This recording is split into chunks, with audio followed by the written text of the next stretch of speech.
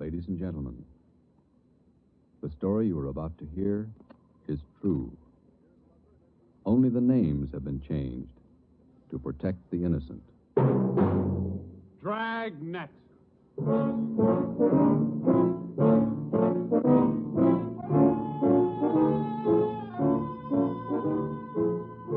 Dragnet, the documented drama of an actual crime, investigated and solved by the men who unrelentingly stand watch on the security of your home, your family, and your life. For the next 30 minutes, in cooperation with the Los Angeles Police Department, you will travel step by step on the side of the law through an actual case from official police files, from beginning to end, from crime to punishment. This is the story of your police force in action. Dragnet.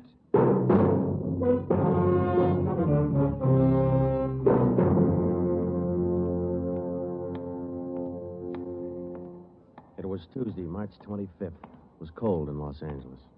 We were working the night watch out of Homicide. Detectives in Los Angeles work in pairs. My partner's Ben Romero. He's a sergeant, so am I. My name's Friday. The boss is Ed Backstrand, chief of detectives. I was on the way back from the record bureau, and it was 13 minutes past 11 when I got to room 42. Homicide. That's a hot shot. Somebody grab it. I got it, Ed. At 1245 East Doheny Street, 1, 2, 4, 2 5. officers shot. At 1245 East Doheny Street, Doheny Street. 2 officers. Shot. What have you got, Friday? Read it. 2 officers shot. Where's Romero? Right here, Skipper. Okay, you've got one to roll on. Get going.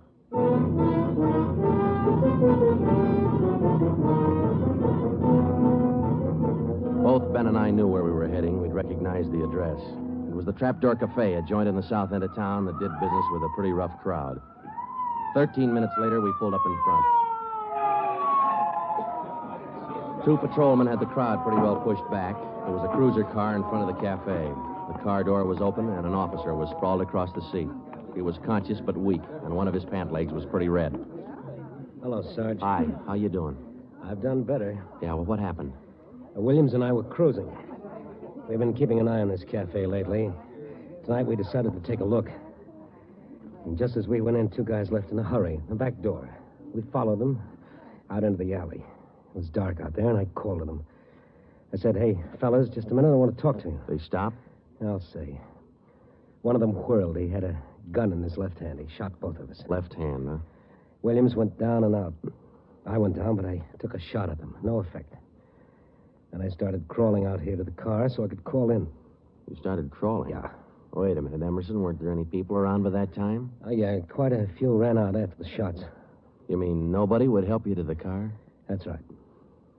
Did you get a good look at either of the gunmen? Well, one of them was tall. I think he was a redhead. There was something funny about his nose.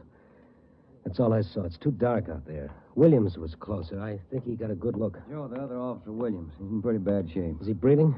He's still alive, Emerson. I don't know how much time he's got. Ambulance? On the way. Okay, let's round up all the men who are in the cafe. We're taking them in.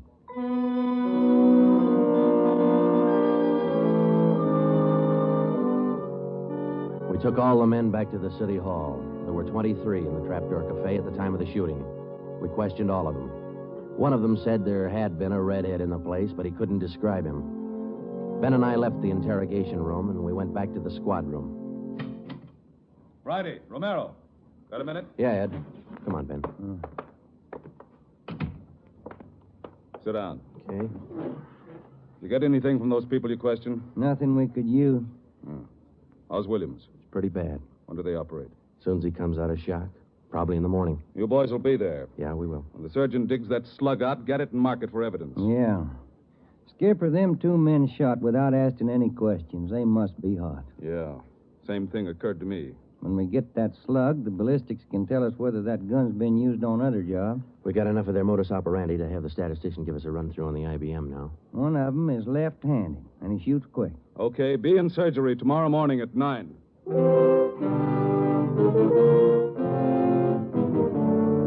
Neither Ben or I said much on the way home, but we were both thinking the same thing. I knew the chief was thinking it, too. Here were two men who'd shot a couple of police officers without asking any questions. Now, I suppose you've heard a lot of stories about what the force thinks of cop killers. Sure, we don't like to lose our friends and partners any better than anybody else would. Why not figure it this way? If these two guys would gun a couple of armed police officers, do you think they'd hesitate to shoot you, the unarmed citizen?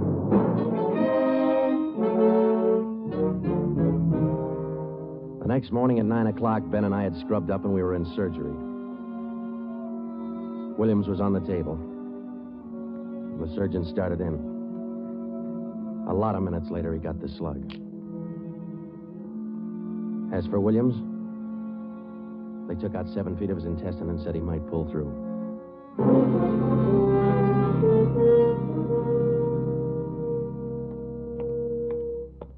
Joe, here's the report from ballistics. The slug they took out of Williams come from a .44 Smith & Wesson.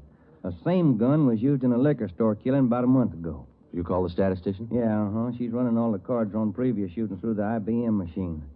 She ought to be through about now. Let's take a look. Okay, come on. Hi, Helen. Just a second. Okay.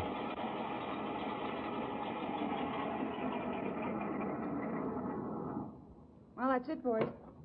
These cards will give you all the shootings pulled by 2 men on foot who shot quick, one of them left-handed. Right. They're all yours. You sure can tell a lot from just a bunch of little holes in these cards, can't you? I can't, but this IBM machine can. It never ceases to amaze me. Okay, shall we check the cards, huh? Yeah, sure.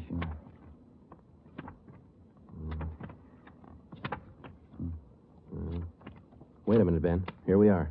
Huh? Yeah. Here's that liquor store killing ballistics tied the Smith & Wesson in on. Same gun that Emerson Williams was shot with? Well, it checks out. The liquor store was in the same neighborhood as the Trapdoor Cafe. Same gun, huh? Got to be. How long ago? A month ago, yeah. Ben, take the DR number off this card and let's pull the crime report on that job.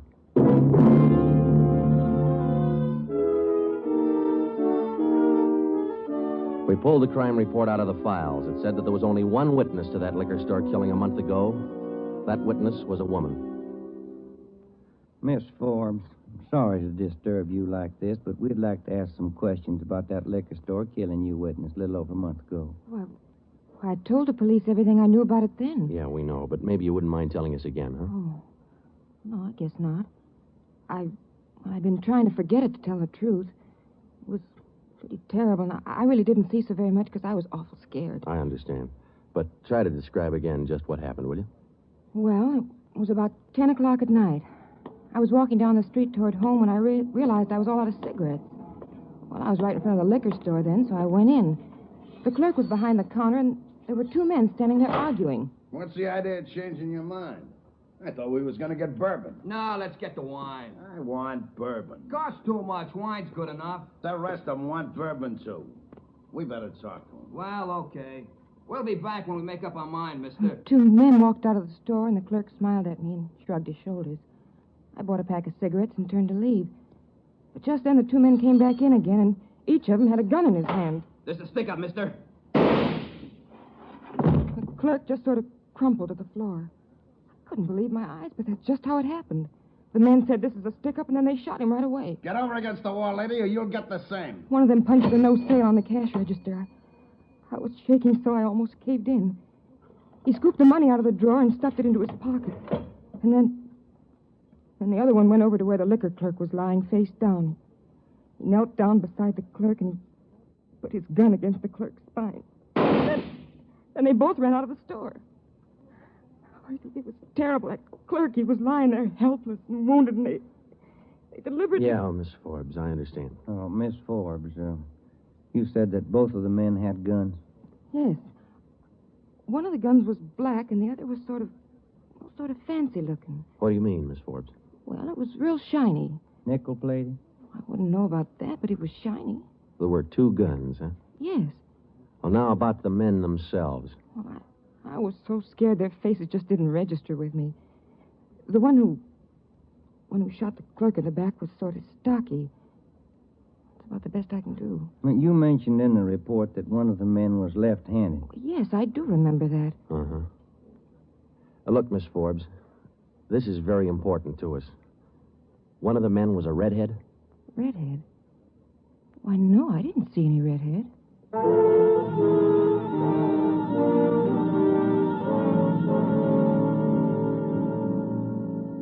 Skipper, me and Joe's run right smack into a stone wall on this thing. What's the complication? Well, there's more than one, Ed. In the first place, we know that the .44 Smith & Wesson was used in both shootings, but the descriptions of the men involved don't check. Police officer Emerson said he thought the man that shot him and Williams outside the Trapdoor Cafe was a tall, left-handed redhead. Said there's something funny about his nose. You think Williams got a better look at him? Well, probably did, but Williams isn't strong enough to talk yet. And a girl that witnessed the liquor store killing a month ago said that one of those men was left-handed. But she said neither of them was a redhead. And on top of all that, now we've got 2 guns to worry about. The girl mentioned 2 guns, so we checked the autopsy report on that liquor clerk. And, Ed, the bullet that actually killed him came from a .32-20, not a .44 Smith & Wesson. That fact didn't get any publicity at the time, did it? No, it didn't. Okay. We won't give it any publicity now either. With a lowdown, it's just the .44 Smith & Wesson we're after. Because if whoever owns the .32-20 finds out it's hot, we'll never get it. Anything else? Well, we sent teletypes to all outlying stations in neighboring cities. Told them if they get any red-headed suspects, no matter what charge they got them on, to hold them for questioning. Yeah. Now, how about this .32-20, the actual murder weapon? Any leads on it? We've got one, Ed. We've been checking the records, and we discovered that 4 hours after the liquor store killing, a taxi driver in the neighborhood was shot and robbed. Slug was pretty well mashed, but there was enough to tell it was from a .32-20.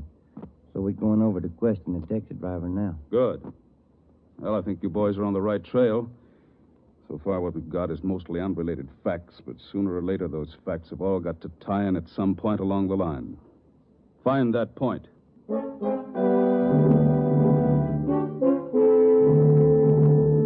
find the point. Find the tie-in. Well, Ben and I went over to see the taxi driver, a guy who was living on borrowed time. Yeah, it was about 2 o'clock in the morning when it happened. I got a call to pick up a fare near 105th and Avalon, you know. Yeah. Mm-hmm. Well, I got there. Somebody came over, pulled open my cab door, and said, "This is a stick-up." Then blew it. You let me have it. Just like that, huh? Yeah, just like that. Same deal as others, Joe. Itchy trigger finger. Yeah. Did you get any kind of a look at the fella? Look, no, it's too dark. Uh-huh. Hey, according to the report, you got shot in the chest. Yeah, that's right. Oh, you're maybe wondering how come I'm still alive, huh? I'll tell you, pal, it's like something you'd see in a bad movie, you know? I'm carrying a few silver dollars with me, 9 of them to be exact. So I decided to stick them in my breast pocket. Well, mister, that just saved my life. The slug hit them silver dollars. It's one for the book, huh? Yeah, you said it.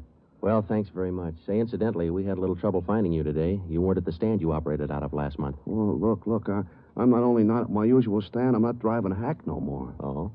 Look, after what happened, are you kidding? No, I don't want to push my luck any further than it's been pushed. Yeah, I figure I had it, you know?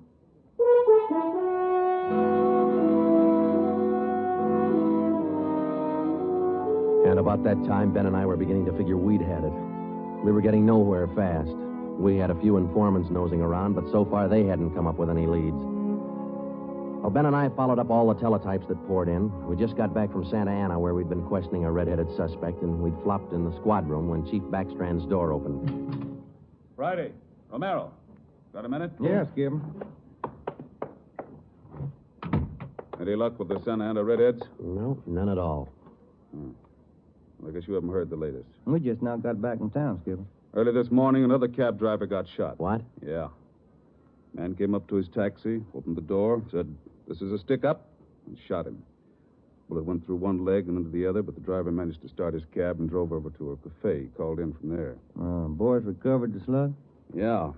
It came from the same .44 Smith & Wesson that was used in the other 2 jobs. The cab driver get a look at the gunman? Yeah, briefly. Was it the redhead? No. Oh, the stocky guy. He wasn't red-headed and he wasn't stocky. That's all the driver knows. Well, that's great. Skipper, this is beginning to sound like a gun of the month club. You reckon somebody's renting them guns out? Well, they're passing the guns around all right, but I think they're working together. The way they operate indicates that. Yeah, the trigger-happy routine. Killing is apparently more than a business to them. It's pleasure, too. That's why we've got to get to them fast. Come over here. All right. Come on, Ben. Here. Take a look at this map. Uh-huh. Here's the Trapdoor Cafe, and over here's the liquor store. And down here is where the first cab driver got shot. Mm-hmm. Right here's where the second one got it. This presentation has been... All of the shootings have taken place within an area of 10 square blocks. Okay. Tonight we're going to throw a blockade around that whole area. Good. It'll go into effect at 10 p.m. At 9:45 p.m., cars and officers started drifting into the area by twos and threes. And at 10, when Backstrand, Ben, and I arrived, the whole area was sewed up tighter than a tick. Now, code 3. Pacific Ambulance Davis? 1. Catch you. Call to All set? Alhambra. All set. We got a primary line and a secondary line. If anyone tries to make a break, we'll pick them up in the secondary. Okay. Friday and Romero here will cruise around the area with me. Go to work, men. Every car in the area was shaken down. The same process was also followed on all persons on foot. The blockade went on all night. By the end of that time, we'd brought in 217 suspects. 26 of them were redheads. What's your name? Henry Wagner. Where do you work? Lumberyard. Which one? First star. What time did you get through work last night? About 6, I guess. What'd you do then? Had some dinner. Where? Harry's Grill. And what? Shot a little pool. Look, I tell you, I ain't done nothing. Now, let's go back to the day before yesterday. Did you work that? And that's the way it went all day long. We shot question after question at them, working them gradually back to the days on which the shootings had taken place. When it was all over, we got 6 men wanted in other cities on various charges. We got quite an assortment of guns and knives. But as far as the shootings were concerned, we got nothing. Well, I guess that's the last of them. Oh, I was running out of questions there at the end. You two boys better go on home and get some sleep. Well, I was kind of figuring on checking back over the reports to see if we might have overlooked something. I said go on home. You two boys have been at it for 32 hours straight. Look at you. You're both so groggy you can hardly stand up. You need sleep. It's 4 p.m. now. Don't come back until 10 p.m.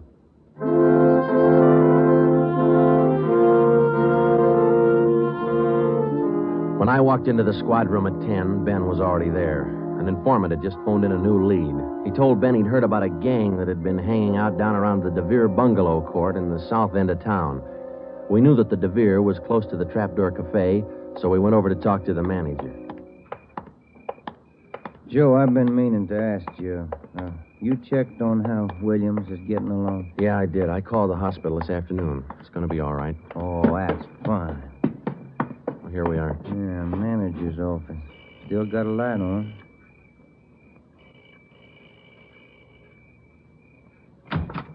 Yeah? I'm Sergeant Friday, police. This is Sergeant Romero. Yeah? We'd like a little information. Why, sure. Come in. Thank you. What can I do for you? Well, did you hear anything about a gang that hangs out down around here anywhere? Gang? Why, no. How about your tenants here? Any of them ever been in trouble, to your knowledge? No. This ain't exactly the best neighborhood in town, but we try to keep things under control. Once in a while, one of them will get out of line, but when that happens, we heave them out of here. You heaved anybody out lately? Yeah, I did. Fellow and his wife a few weeks ago. They had a fight in one of the bungalows. She took a shot at him, but she missed. Party by the name of Stuba, Carl Stuba. What did this Stuba look like? Oh, sort of tall, skinny. Was he a redhead? No. Now, we'd like to take a look at that bungalow that he lived in. Sure. Help yourselves. Down the end there, number 5. Still vacant.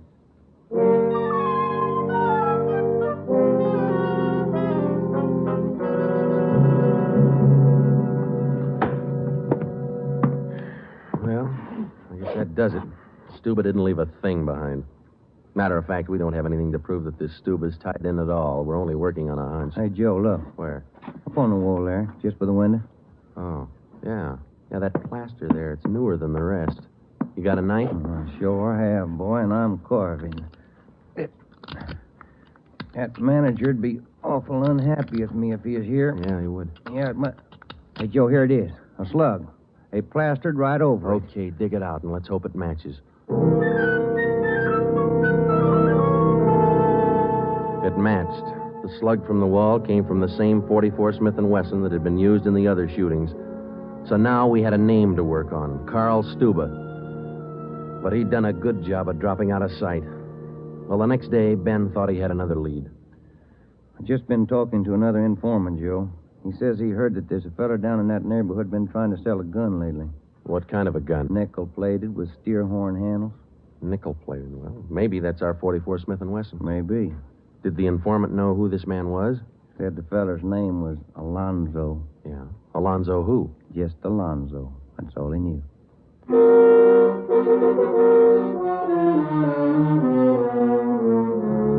So now we had two names, Stuba and Alonzo, but no men to go with them. So we went back to making the rounds of the substations, interviewing red-headed suspects. We took a few of them to Williams, who was home from the hospital by now, but he couldn't identify any of them as the man who shot him. Still, we kept checking. Finally, we got around to the 77th Street station. We questioned the suspects they were holding there, and we just started to leave when one of the officers called us. Hey, Sarge, we're holding somebody else you might want to look at. Redhead? No. What's the charge? Suspicion of burglary. Small job. Oh, I don't know. What do you think, Ben? What's special about him?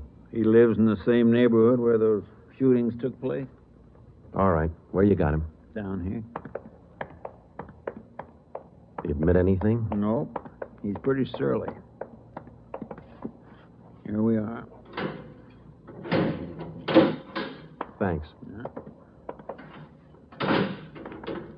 Hi. What do you want? I'm Sergeant Friday. This is Sergeant Romero. We'd like to ask you a few questions. Look, I already told the other cops all I know. I didn't steal no radio from that jerk. What's your name? We've been through all that once. Come on, what's your name? Jackson. Alonzo Jackson. Alonzo. I looked at Ben, and Ben looked at me. This could be the Alonzo who'd been trying to peddle that Smith & Wesson. Ben and I both knew here was one suspect we'd have to be real careful with. Alonzo, according to the records, this burglary you're suspected of took place on the night of the 27th. Look, how many times do I have to tell you guys they didn't have anything to do with it? You got an alibi for that night? Sure, I got an alibi. I was out with a couple of friends, I can tell you. What's your friends' names, Alonzo? One of them's Crandall, the other Stuba.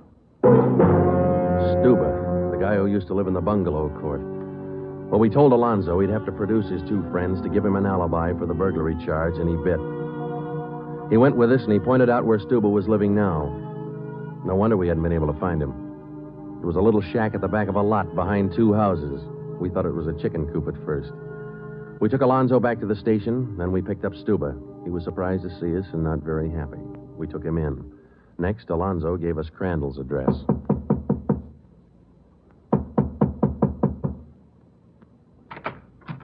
Yeah? Mr. Crandall in? No. Will he be back soon? I don't know. Who are you? Sergeant Friday, Sergeant Romero, police. What do you want with him? Oh, nothing important, lady. We just wanted him as a witness. Oh. Well, I don't know just when he'll be back. Probably an hour or two. Okay, thank you.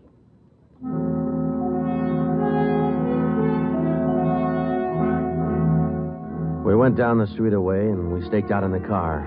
We sat there for about 5 hours, and then Ben nudged me in the ribs. Hey, Joe. Huh? Joe, take a look. Coming along the sidewalk. Yeah, and he's got red hair. Come on. Crandall. Huh? Your name Crandall? Who are you? Friday Romero, police. Police? What do you want with me? I haven't done nothing. Well, then you got nothing in the world to worry about. Come on.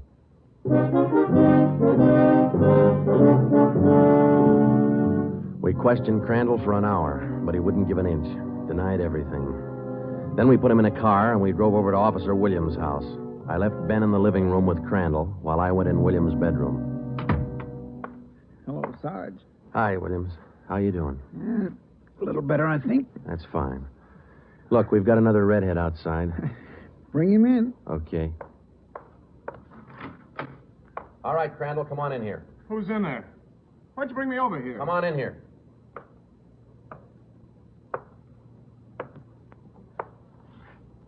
How about it, Williams? That's the guy. No, I'm not. That's the guy that shot me. Well, Crandall? No. Yeah. It was an accident. I didn't mean to shoot him. It was an accident.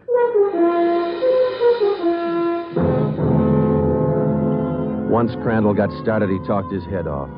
He also admitted being in on the liquor store killing, but insisted he was only the lookout. We took him back to the station and got his whole story down on a tape recorder. Yeah, he was left-handed.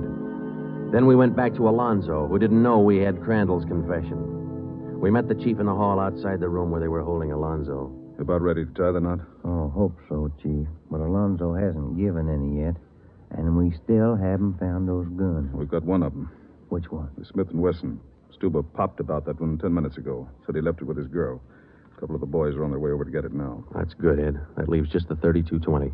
You haven't mentioned the 3220 to Alonzo, have you? No. He still thinks we're after that Smith & Wesson, and that's the way we're going to play it right now. Go ahead. Look, how much longer are you guys going to hold me here? Didn't you check with those friends of mine? Alonzo, we got a tip that you've been trying to sell a gun lately. A gun? Yeah, 44 Smith & Wesson. Oh. No, it's not true. That Smith & Wesson's been used in a couple of robbery jobs this month, and we think it's your gun. That's a lie. Any proof of that? Why, yeah. Sure, I got proof of that. I used to have a gun, but it wasn't a Smith & Wesson. Look, if I tell you where it is, that ought to convince you, shouldn't it? It'll help things. Okay. I sold it to a neighbor of mine. He gave me $7. I'll give you his address. You sure it's not a Smith & Wesson? Sure, I'm sure. It's a 3220. Yeah, it worked. We went to the neighbor's address, and he admitted having bought the 3220, but said he'd lent it to a friend who'd never returned it. The friend had hocked the gun to a barber. The barber gave him $15 and a haircut for it. We finally got it from the barber, and we came back to the station. I'm all set, Joe. I'll be in the next room. Just give me the nod. Okay. Hello, Alonzo. Hey, you got the gun. Yeah, we got the gun. Well, now maybe you'll believe I'm on the level. Okay if I go now? I guess we won't be able to hold you here much longer. You can say that again, brother. You could have saved a lot of time if you'd have listened to what I've been trying to tell you all along. I guess you're right, Alonzo. Sure, I'm right. You know, you guys would be a lot better off if you believe guys like me the first time we tell you something. But on the liquor Instead store of job, running... I was only a lookout. I was outside. Huh? It was the other two who pulled that one. Stuba and Alonzo. Alonzo killed the clerk. Hold it, Alonzo. Dirty, All right, Alonzo, that's enough. Now, come on, how about it? What's the use? All right. That's like he said. Okay, Ben, bring the recorder in here. Alonzo's ready to make a record now.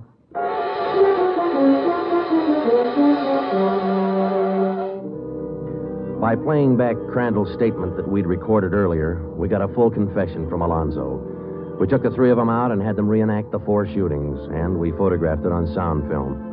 Crandall, the redhead, was the one who'd shot the 2 police officers, but he was only the lookout for the liquor store killing, which explains why the girl witness didn't see him in the store.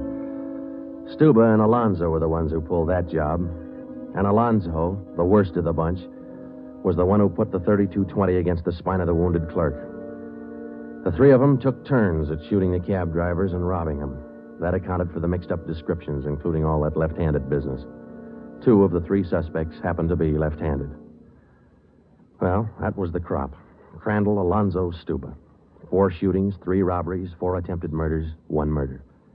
The 3 men were tried and convicted. They're all in the state penitentiary. Crandall's there for life. Alonzo and Stuba, they'll be executed next week.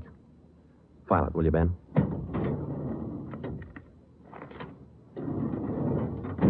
Case closed. Dragnet.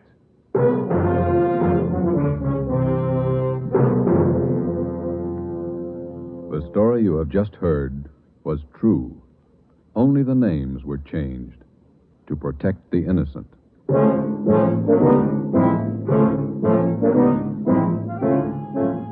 You have just heard the second in a new series of authentic cases from official files. Technical advice for Dragnet comes from the office of C.B. Horrell, Chief of Police, Los Angeles Police Department. Tonight's program is dedicated to Radio Officer Delmer E. Cook of the Los Angeles Police Department, who, on the afternoon of December 6, 1948, gave his life so that yours might be more secure. Dragnet came to you from Los Angeles. This is NBC, the national broadcasting company.